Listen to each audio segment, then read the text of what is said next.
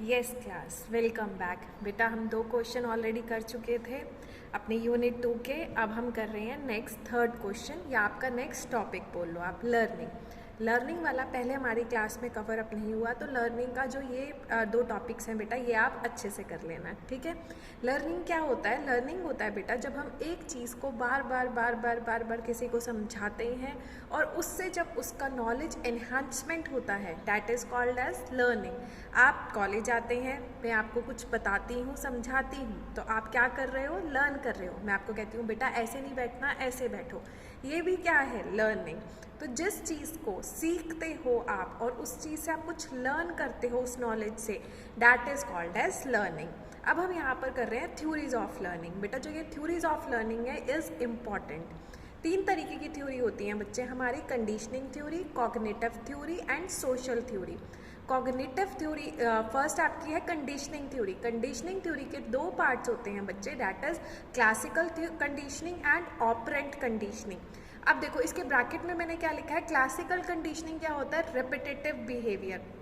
वो कह रहा है कि जब हम एक बिहेवियर को बार बार रिपीट करते हैं तो उससे जो आप सीखते हो वो क्या कहलाती है? हमारी क्लासिकल कंडीशनिंग। ये अच्छे से सुन लो, मैंने बहुत इजी वर्ड्स में आपको बताया है, बुक्स में आप कंफ्यूज हो जाओगे।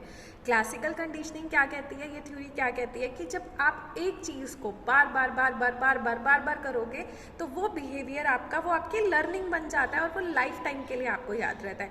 बोलो बेटा ABCDEFG, बार बार टीचर्स यही कराते हैं, आज तक हमें याद है, हम नहीं भूले इस चीज़ को, क्योंकि ये बार बार रिपीट हुआ। 1 2 3 4 5 6 टेबल्स बार बार रिपीट हुई, तो वो चीज़ें हमें अपने लाइफ टाइम के लिए याद हो गई।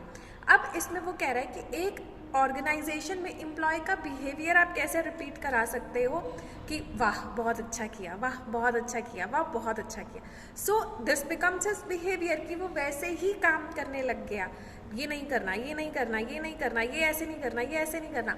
सो ये रिपीट किया आपने तो उसका वो बिहेवियर बन गया, ठीक है। अब देखो इसके अंदर एक एग्जाम्पल दिया हुआ है कि एक डॉग था, डॉग को बोला गया खाना रख दिया, डॉग ने वो खाना देखते ही खाया, उसको बोला ऐसे नहीं।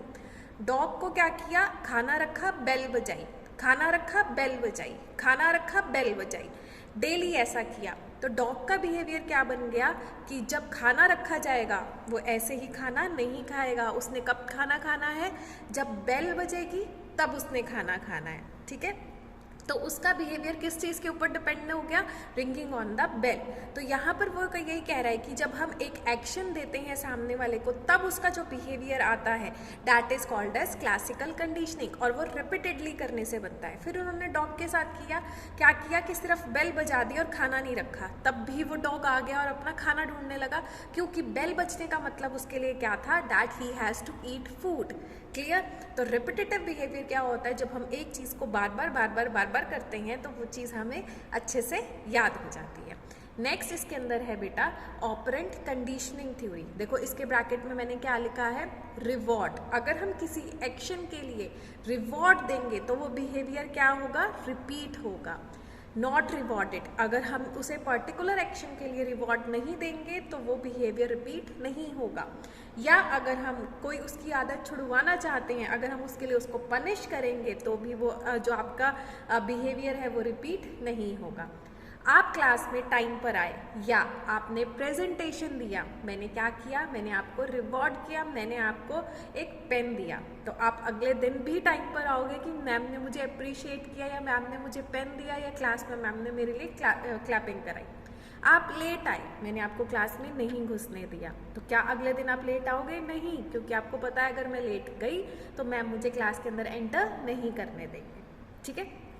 देखिए अब यहाँ पर से कंडीशनिंग थ्योरी हो गई हमारी। अब सेकंड आती है हमारी कॉग्निटिव थ्योरी।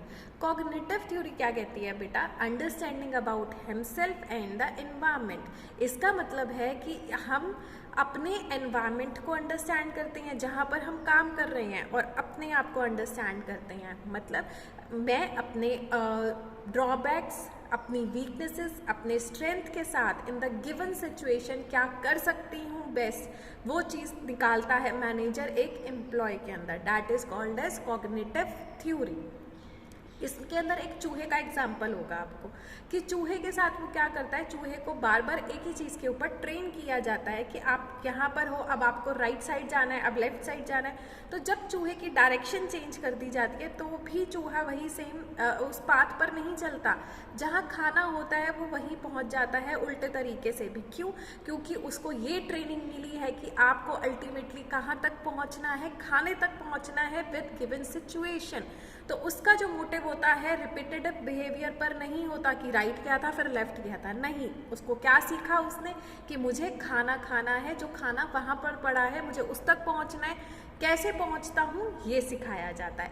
अब यहाँ पर मैंने आपको क्या बोला है कि मेरा मकसद क्या है कि आपको समझ आए जो भी हम पढ़ रहे हैं। तो आप प्रेजेंटेशन से समझो, आप मेरी रिवीजन वीडियो से समझो, आप प्रीवियस जो पूरे लेक्चर की वीडियो है वो सुनकर समझो, बट मेरा मोटिव क्या है कि मैं आपको किसी तरीके से समझाऊं। So this is the cognitive theory.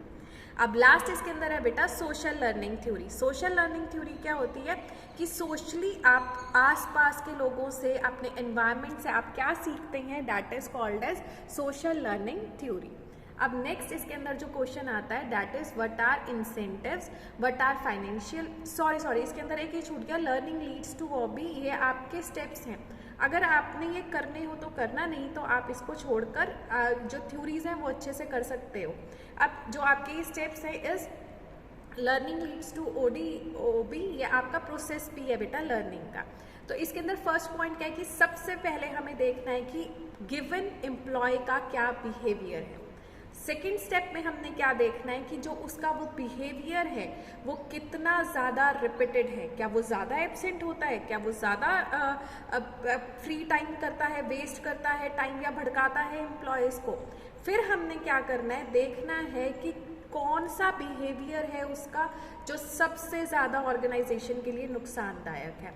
फिर हमने क्या करना है, हमने उसका उस बिहेवियर जो हमें नुकसान पहुंचा रहा है उस बिहेवियर को चेंज करना है, इंटरवेन करना है। फिर हमने क्या करना है, फिर हमने चेक करना है कि जो हमने चेंज किया था क्या उसने उस चेंज को अच्छे से अप्लाई किया है या नहीं किया है। समझ आ गया? सबसे पहले देखो कि सबसे बेकार बिहेवियर क्या है, कौन कौन से बिहेवियर्स हैं जो उसके चेंज करने की ज़रूरत है। फिर हमने देखना है कि कौन सा बिहेवियर है जो ज़्यादा रिपीट हो रहा है और हमारी ऑर्गेनाइजेशन के लिए हार्मफुल है। फिर हमने देखना है, उसका एनालिसिस करना है कि क्या इम्पैक्ट पड़ रहा है कौन से बिहेवियर का। फिर जिस बिहेवियर का इम्पैक्ट ज़्यादा पड़ रहा है हमने क्या करना है, उस बिहेवियर को चेंज कर देना है। चेंज करने के बाद हमने इवैल्यूएशन करना है कि चेंज करने के बाद जो हमने इंटरवेन किया था उसके बाद कोई फ़र्क पड़ा है या नहीं पड़ा है। अब आते हैं हम नेक्स्ट क्वेश्चन पे, that is financial incentives and non financial incentives. बहुत इजी टॉपिक है। फाइनेंशियल इंसेंटिव्स कौन से होते हैं, ये सारे आपके सामने लिखे हुए हैं कि जो हम प्रोडक्टिविटी अच्छी करोगे तो अच्छा आपको इंसेंटिव मिलेगा, आपने अच्छा परफॉर्म किया तो अच्छा आपको सैलरी मिलेगी, हम आपको प्रॉफिट में शेयर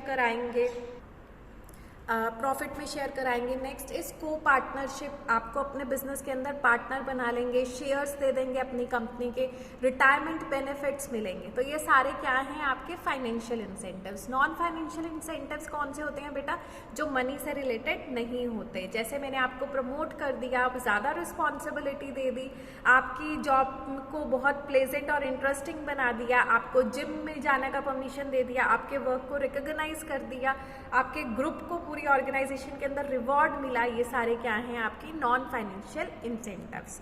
नेक्स्ट इसके अंदर अब क्वेश्चन आता है आपका define MBO, what is the process of MBO. Very important, और ये आप अपने 12th में भी पढ़ चुके होंगे, आप अपने ये प्रिंसिपल ऑफ मैनेजमेंट में भी पढ़ चुके होंगे। एमबीओ क्या होता है बेटा, मैनेजमेंट बाय ऑब्जेक्टिव। मैं चाहती हूँ, मैं आपको बता रही हूँ, पर मैं चाहती हूँ कि सब बच्चे एक बार कमेंट बॉक्स में फटाफट से लिख दो, जो भी ये वीडियो सुन रहे हैं प्लीज़ वो कमेंट बॉक्स में लिखिए कि एमबीओ क्या होता है, मैनेजमेंट बाय ऑब्जेक्टिव क्या होता है, पॉज करके। चलिए, मैनेजमेंट बाय ऑब्जेक्टिव होता है जहाँ पर पहले हम क्या डिसाइड करते हैं, ऑब्जेक्टिव, फिर हम प्लानिंग करते हैं कि हम उन ऑब्जेक्टिव्स को किस तरीके से अचीव करेंगे। तो यहाँ पर प्रोसेस क्या है, first we set the goal, central goal setting, पूरी ऑर्गेनाइजेशन के लिए एक गोल सेट कर दिया जाता है।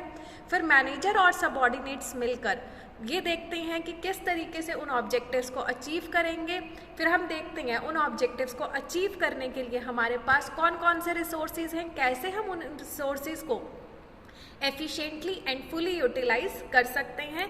उसके बाद एम्प्लॉयज़ के ऊपर